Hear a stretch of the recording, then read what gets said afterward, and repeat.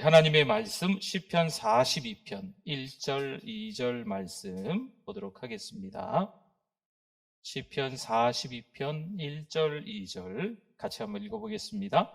하나님이여, 사슴이 시냇물을 찾기에 갈급함같이 내 영혼이 주를 찾기에 갈급하니이다. 내 영혼이 하나님 곧 살아계시는 하나님을 갈망하나니 내가 어느 때에 나아가서 하나님의 얼굴을 배울까? 아멘. 네, 우리 하나님의 말씀에 대한 우리의 고백, 성경책을 혹은 또 우리 손을 가슴에 얹고 같이 고백합니다. 주의 말씀은 내 인생의 빛입니다. 주의 말씀은 내 삶을 변화시킵니다.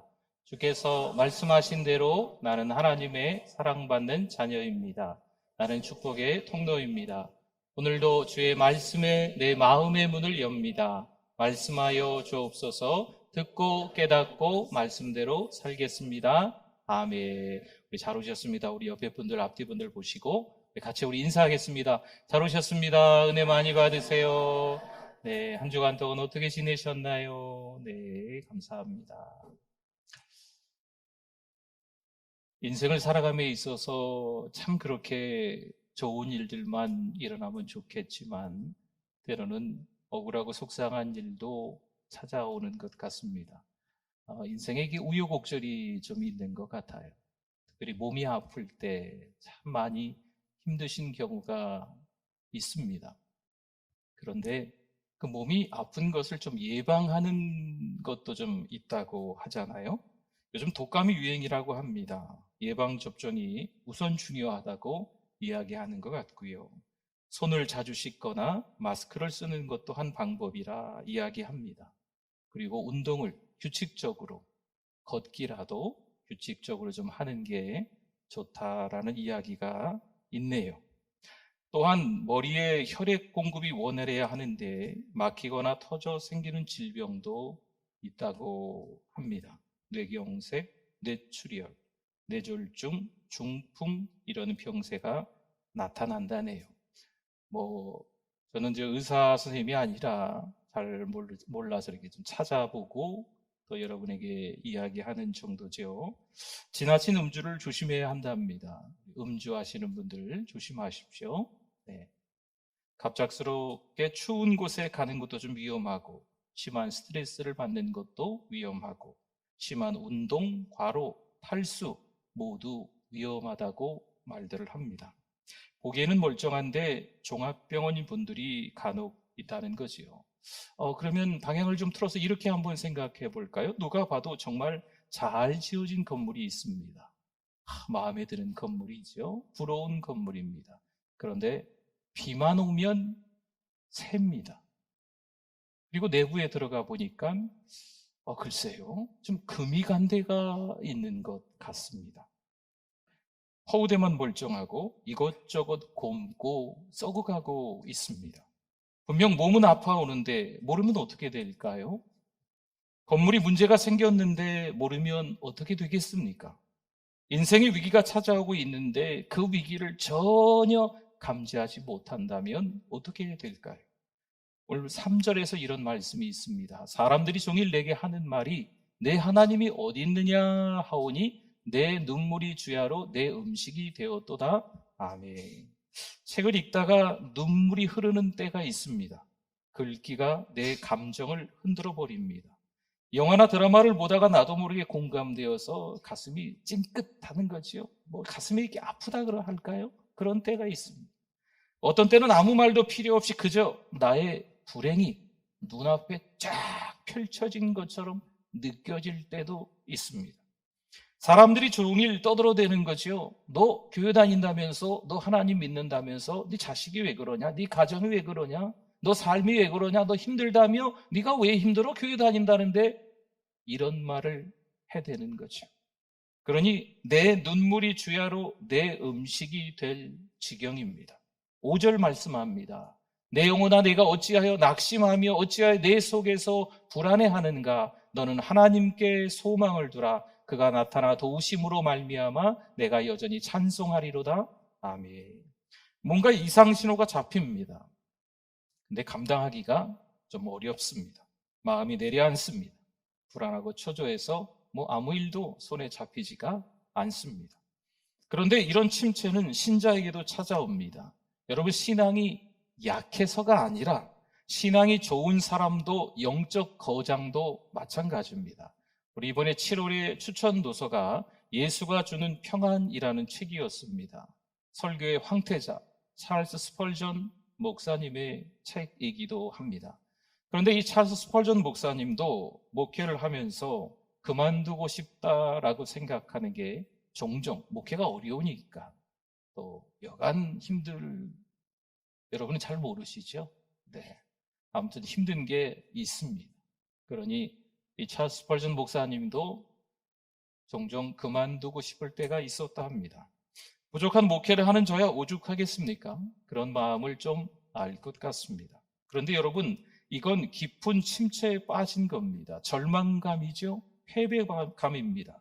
실족해 미끄러진 겁니다. 넘어진 김에 일어나기가 귀찮아집니다. 만사의 의욕이 없습니다. 여러분, 그때 누가 참 좋아할까요? 사단마귀가 참 좋아합니다. 아예 일어나지 못하게끔 만들어버리려 합니다. 2절 볼까요? 내 영혼이 하나님과 살아계시는 하나님을 어떻게 하나니? 갈망하나니 내가 어느 때에 나아가서 하나님의 얼굴을 배울까? 아멘. 여러분, 여기서 갈망은 간절하게 애타하며 하나님을 바라는 것, 이게 갈망입니다. 갈망은 채워지지 않으면 견딜 수 없는 게 갈망입니다. 채워져야 합니다. 사람들은 손가락질해요. 하나님이 살아계신다고? 그럼 넌 왜 그렇게 힘드냐?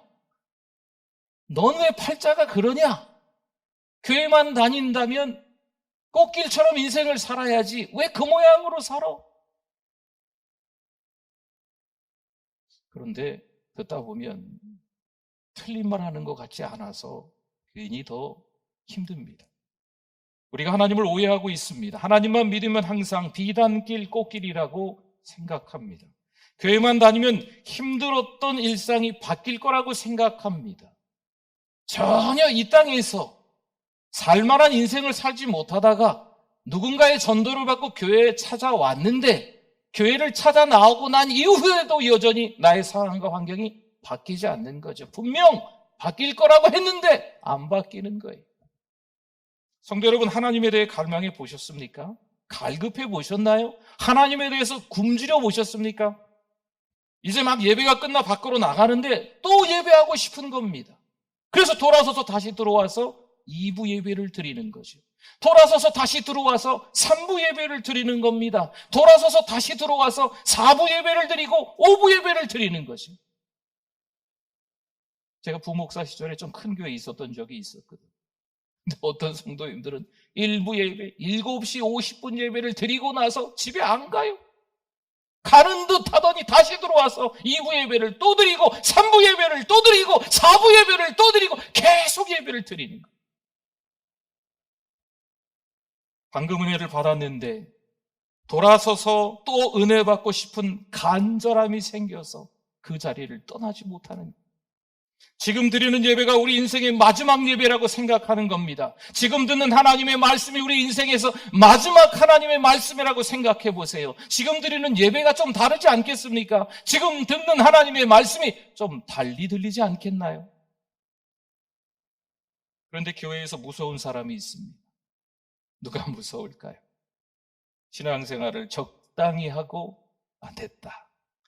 내가 이 정도면 꽤나 믿음 좋은 사람인 것 같다라고 멈춘 사람. 이 사람이 교회에서 무서운 사람입니다. 모든 걸 알고 있는 것 같습니다. 정말 교회에 참 다양한 모든 것을 알고 있습니다. 예배에 대해서, 성경에 대해서, 그리고 교회에 대해서 너무 익숙해져 있습니다. 자신이 영적 고수라고 생각합니다. 내가 이 정도 신앙생활 할 정도면 누굴 가르쳐도 되겠지라고 신앙이 어떤 정상의 경지에 이른 거라고 생각하는 거죠. 그런데 신앙이 밋밋합니다.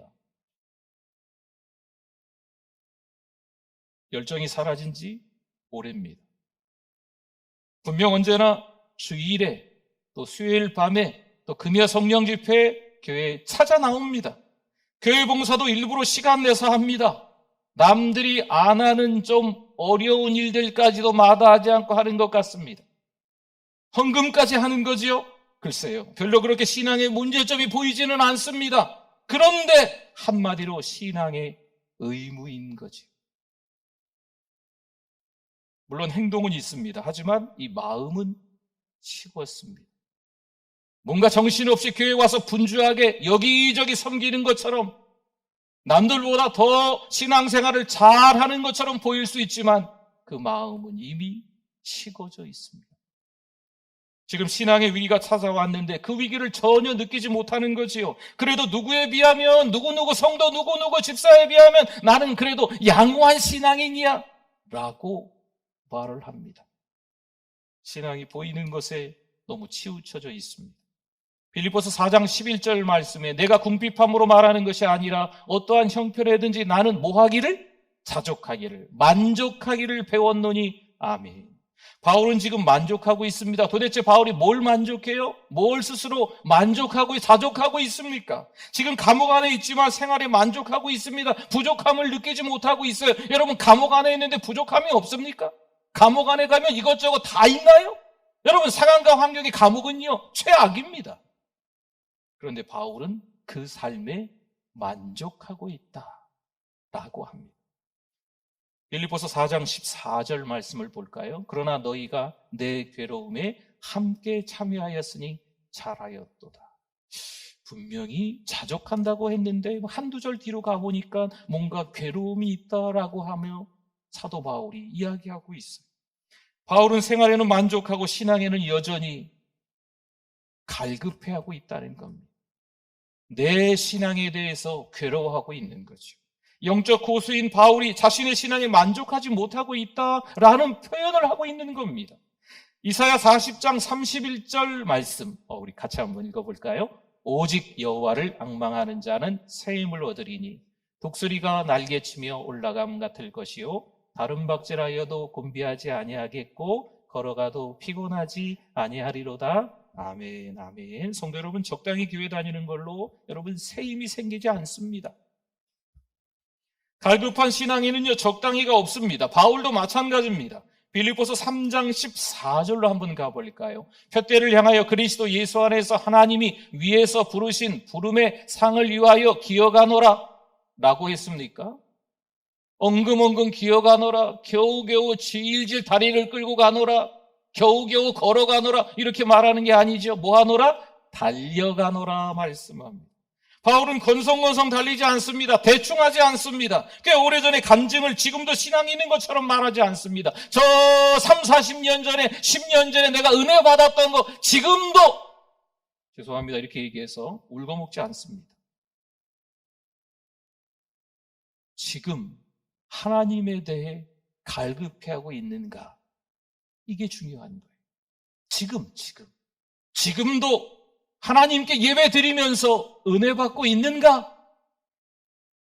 이게 중요한 거예요. 예전에 내가 너무 좋았는데, 신앙생활 너무 은혜롭게 했던 때가 있었는데. 아니에요. 그거 얘기할 때가 아니에요. 지금 내가 하나님에 대해 굶주리고 있는가? 하나님을 아는 지식이 먼저입니다. 교회를 다니면서 익숙한 말들이 자연스럽게 우리 입에서 생깁니다. 말하는 거 보면 누가 봐도 천사 같습니다. 말하는 거 보면 누가 봐도 신앙이 좋은 사람처럼 보입니다. 어렵고 힘든 일이 찾아왔을 때 기도해야지, 믿음으로 극복해, 이런 말들이 우리가 자주 입에서 반복적으로 나오기도 합니다. 오랜 신앙생활을 통해 나도 모르게 습관처럼 하는 태도가 있습니다. 하나님을 마치 찾는 것처럼 흉내를 내는 거죠. 그런데 이게 하나님을 아는 것보다 우선될 때가 있다는 거예요. 하나님에 대해서 갈급해하지는 않고, 하나님에 대해서 갈망해하지는 않고, 그냥 몸에 습관처럼 되어 있는 말이나 행동들이 더 먼저인 거죠. 빌립보서 3장 8절에서 이렇게 말씀합니다. 또한 모든 것을 해로 여김은 내 주 그리스도 예수를 아는 지식이 가장 고상하기 때문이라. 내가 그를 위하여 모든 것을 잃어버리고 배설물로 여기면, 그 다음에 뭡니까? 그리스도를 얻고, 아멘. 조금만 열심히 하면 박수 받고 싶어 합니다. 박수가 없으면 왠지 서운하죠. 나 이렇게 열심히 봉사했는데, 나 이렇게 열심히 하나님 앞에서 칭찬받을 만 했는데 왜 주변에 사람들이 인정해 주지 않지? 왜 목사님이, 왜 성도님들이 박수 쳐주지 않지? 이렇게 수고하고 애썼는데 박수 받을 만한데. 성도 여러분, 단 한 사람도 박수 쳐주지 않을 때가 있습니다. 누구만 박수 쳐주면 될까요? 그렇죠. 하나님만, 주님만 박수 쳐주면 됩니다. 우리 8월의 추천도서가 오스기니스의 소명, 또 소명이 이끄는 삶이 추천도서인데 이 책에 그렇게 나와 있어요. 우리가 신앙생활을 나름대로 한다고 해서 사람들에게 다 박수 받을 것 같지만 때로는 아무도 우리에게 박수 쳐주지 않을 때가 있어요.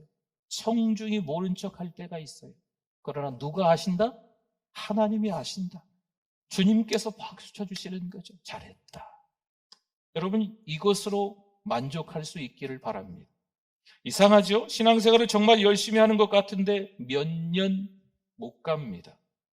왜 그럴까요? 신앙이 서서히 성장해야 하는데 그러지 못합니다. 또다시 옛날 버릇이 나와요. 몇 년, 2, 3년 신앙생활 열심히 하는 것 같은데 갑자기 뭔 일이 생겼어요. 다시 사라졌습니다. 우리의 믿음이 사라져서 다시 또 한동안 꿈쩍도 하지 않는 거죠. 다시 신앙생활을 해보려고 갑자기 은혜 받아서 몇 년간 또 반짝했는데 다시 꼬꾸라지는 거죠. 제자리 걸음으로 성장하지 않는 신앙인 겁니다. 여러분, 이유가 있어요. 신앙의 목표, 신앙의 방향이 잘못되어 있는 거예요. 몇 년간 신앙생활하면 지루해집니다. 식어졌습니다. 상처를 받는 거예요. 그러니 다시 제자리로 가는 거죠. 빌립보서 2장 12절 말씀에 그러므로 나의 사랑하는 자들아 너희가 나 있을 때뿐 아니라 더욱 지금 나 없을 때에도 항상 복종하여 두렵고 떨림으로 뭐라고 하고 있습니까? 너희 구원을 이루라. 아멘. 구원을 이루래요. 뭐 착한 일 많이 하면 구원 받습니까? 돈 많이 있으면 구원 받습니까? 여러분, 구원을 어떻게 받는 거예요? 예수님만 믿으면 구원받는 줄 믿습니다. 그럼 여기서 말하는 구원을 이루라라고 하는 것은요, 성화되어져 가라는 겁니다.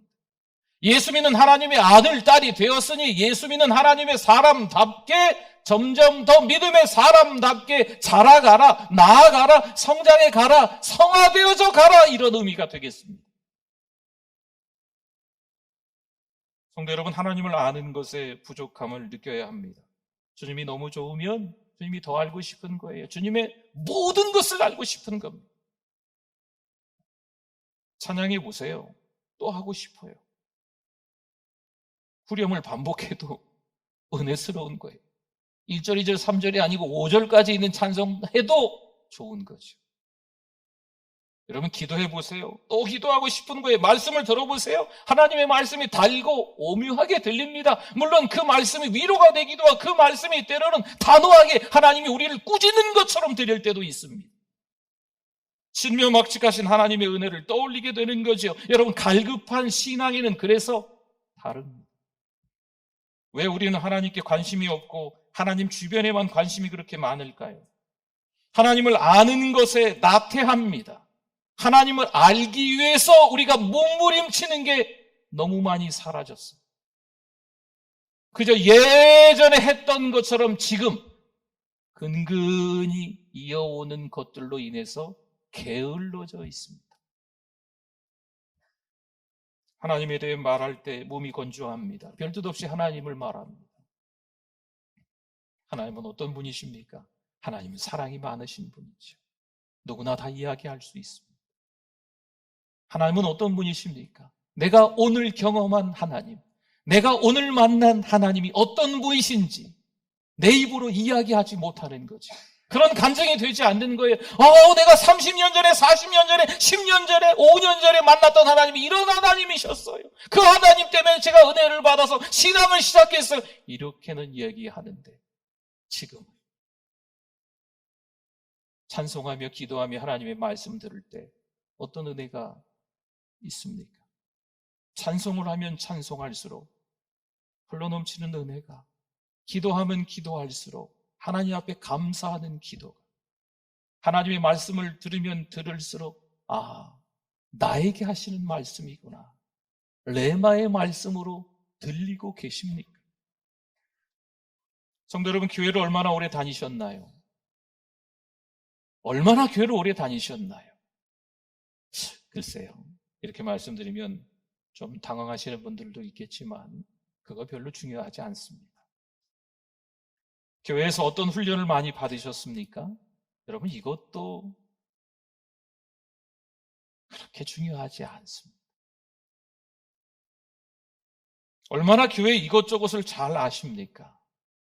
중요하지 않습니다. 얼마만큼 교회에서 봉사하셨습니까? 이것도 중요한 게 아닙니다. 진짜 중요한 것은 지금도 영적으로 자라가고 있느냐, 이게 중요한 것. 하나님을 얼마나 갈망하느냐, 그리스도를 얼마나 닮아가느냐, 사랑하는 성도 여러분, 이것이 중요한 줄 믿습니다. 그리스도를 아는 만큼 헌신하는 거예요. 그리스도를 모르는데, 하나님에 대해 굶주려 본 경험이 없는데 뭔가를 봉사하면 봉사하다가 때려쳐요, 상처받아요, 교회를 떠나요, 하나님을 등져요, 하나님과 원수가 돼요. 오히려 교회를 오래 다닌 것이, 교회 이것저것을 아는 것이, 교회에서 봉사하는 것이 신앙을 저버리는 경우가 더 있어요. 예배에 감격이 없는데, 하나님의 말씀이 들리질 않는데, 찬양이 기쁘질 않는데, 기도가, 회개 기도가, 감사 기도가 나오질 않는데 흉내만 내다가 갑작스럽게 그렇게 큰 봉변을 당할 때가 있습니다. 그리스도를 아는 만큼 헌신해요. 물론 대가를 지불해야 합니다. 바울처럼 모든 걸 해로 여겨야 합니다. 성도 여러분, 우리는 예배 의식에 참여한 자일까요? 아니면 진정한 예배자일까요? 자, 우리 예배를 시작하겠습니다. 예배의 순서를 정확히 알고 있습니다. 찬송이 끝나고 기도가 나오고, 기도 끝나고 또 찬양대가 찬양을 하고, 또 목사님이 말씀을 전하고, 또 그 다음에 무슨 순서가 있고 무슨 순서가 있고, 주보를 굳이 보지 않아도 순서를 쫙 깨고 있습니다. 내 자리가 어디지? 자리를 알고 때가 되면 그 자리에 와서 앉아서 예배를 드리고 있는 거죠. 그런데 예배에 감동이 없습니다. 예배 성공자가 아닌 거죠. 예배하고 상관없이 그 시간을 지금 보내고 있는 겁니다. 기도하지 않습니다. 찬송하지 않습니다. 말씀을 듣지 않습니다. 헌금을 하지 않습니다. 지금 예배 자리에 있는데도 불구하고 아무것도 하지 않습니다. 그냥 그 자리만 지키고 있는 겁니다. 성도 여러분, 하나님께 기대하고 갈망하고 있으면 진정한 예배자입니다. 예배의 맛을 본 사람은 다릅니다. 예배를 통해 하나님을 경험한 자는요, 예배에 집중하는 거예요. 찬송에 집중해서 찬송합니다. 이번 주 신방하는데 누가 그러시더라고요. 음치라고 말씀하시더라고요. 관계없습니다. 음치건 박치건 관계없습니다. 하나님은 우리의 찬송을 받으시는 줄 믿습니다. 기도하는 사람이 돼야죠. 하나님의 말씀을 듣는 사람이 돼야죠. 요즘 우리는 예배의 위기의식을 느껴야 합니다. 우리가 예배를 나오니까 우리는 살아있겠지라고 생각할 수 있지만, 우리 옆에 나란히 앉아 있었던, 우리 앞에, 우리 뒤에 앉아 있었던 어떤 성도가 교회를 떠난 지 벌써 수년째입니다. 코로나라는 것으로 인하여서 예배에 대한 감각이 사라졌습니다. 신앙이 무엇인지 그분들은 이야기할 수 없는 긴 세월을 지금 보내고 있습니다. 그러면 우리에겐 영향은 없을까요? 왜 영향이 없겠어요? 있지요. 여러분, 신앙생활을 혼자 하는 게 아닙니다. 내 옆에 성도가 있어야 됩니다. 내 앞에도 성도가 있어야 되고 내 뒤에 성도도 있어야 됩니다. 사랑방이 있어야 되는 거예요. 믿음의 사람들, 동역자들이, 기도의 동역자들이 같이 예배하는, 진정한 예배를 드리는 하나님의 사람들이 같이 있어야 내가 살 수 있는 겁니다. 저 옆에 있는 성도가 살아야 나도 사는 거예요. 내가 살아야 앞에 있는 성도도 사는 겁니다.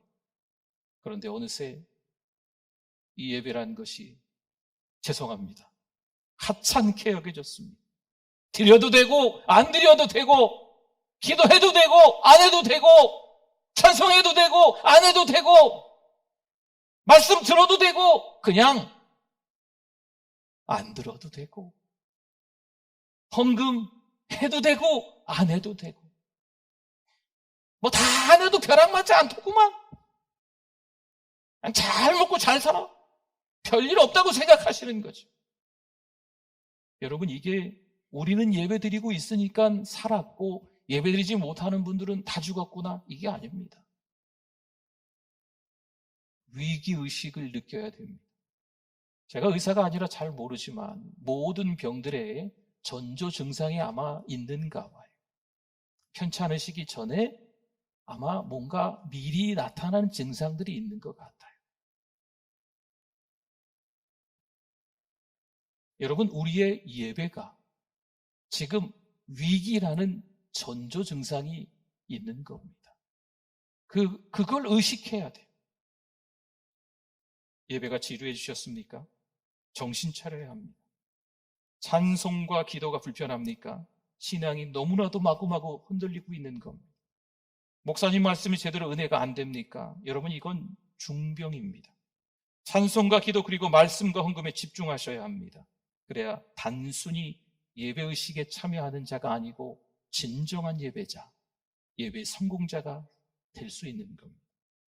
영국의 노인 심리학자가 이런 말을 했답니다. 인생의 4분의 1은 성장하면서 보내고 나머지 4분의 3은 늙어가면서 보낸다. 기분 나쁘게 듣지 마십시오. 인생은 누구나 다 늙어간다, 나이 먹는다라는 말을 아마 하고 싶었던 것 같습니다. 주어진 삶의 상황과 환경에서 그냥 소비하고 낭비만 하는 게 아니라 사명을 가지고 창조의 시간으로 늙어간다면 노년도 황금기가 된다라는 이야기를 이 심리학자는 하고 싶었답니다. 피터 드러커가 93세 때 기자로부터 질문을 받습니다. 언제가 인생의 전성기였습니까? 그가 대답을 합니다. 열심히 저술을 활동을 하던 저의 60대 후반이었습니다. 또 질문합니다. 그럼 지금까지 책 중에 베스트는, 그 많은 책들을 쓰셨는데 그 베스트는, 가장 잘 썼다고 생각하는 그 책은 어떤 책이십니까? 소개 한번 해주시죠. 90세가 넘은 그가 대답합니다. 다음에 나올 책입니다. 저는 목회를 하면서 가장 기억에 남는 목사님이 계십니다. 정말 이렇게 목회를 하는 게 맞나 싶었던 때가 있습니다. 목회를 그만해야 되겠다. 하나님이 원하시는 것 같지 않다. 이렇게 생각 들 때가 있었습니다. 목회를 이렇게 하다가 죽기도 하는구나.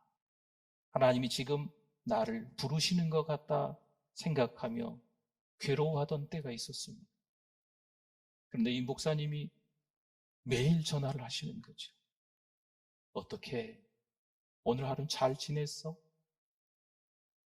교회에서 어떤 일이 있었어? 네, 목사님, 이런저런 일이 있었습니다. 그래, 그러면 이젠 이렇게 해봐. 목사님이 미국 집회에 가시면 미국에서도 전화를 해요. 국제 전화를. 오늘은 잘 지냈어? 오늘은 별일 없었어? 내가 기도하고 있어. 목사님이 너무 시간이 없어서 전화를 못하면 사모님이 대신 전화를 합니다. 목사님이 이렇게 전화를 해요. 그 사모님이 이렇게 이야기를 해주는 거죠. 물론 이미 하나님의 부르심을 받으셨습니다. 참 오래오래 하나님께 쓰임 받으시면서 사실 줄 알았지만 이 코로나 기간 중에 하나님의 부르심을 받으셨어요. 목사님이 가족들 앞에서 한 3, 40분 정도 유언을 하셨습니다. 그 유언을 하신 것 가운데 가장 먼저 나오는 말이 있습니다. 적당히 하지 말아라. 사랑하는 성도 여러분, 신앙의 적당주의를 경계하시고 갈급한 신앙이 되실 수 있기를 축원합니다. 우리 같이 기도하겠습니다.